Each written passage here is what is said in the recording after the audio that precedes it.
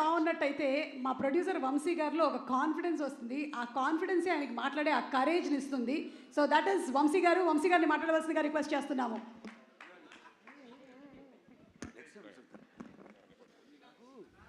Good evening everybody. ఇప్పుడు దాకా అన్ని ప్రెస్ మీట్లో బాబీ గారి గురించి, తమన్ గురించి, లేకపోతే బాలకృష్ణ గారి గురించి మాట్లాడి మీకు బోర్ కొట్టినట్టుంది.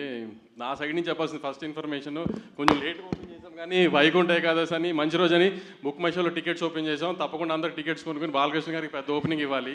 ఫస్ట్ అది చాలా ఇంపార్టెంట్ నాకు. ప్లస్ యాదృచ్ఛికంగా అలా జరిగింది.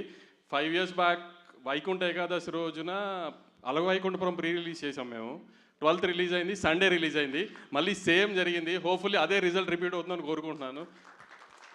చాలా 1 year నుంచి కష్టపడి కొంచెం ఆడ్ లొకేషన్స్లో, ఆడ్ నైట్స్లో, ఎక్కువ నైట్ షూటింగ్ అలా కష్టపడి చేసాం. తప్పకుండా మీ అందరికీ నచ్చుతుందని అనుకుంటున్నాను. Thank you. అదేంటి వంశీ గారు ఇంత క్లుప్తంగా ముగించారు? ఓకే, థ్యాంక్ యూ వంశీ గారు.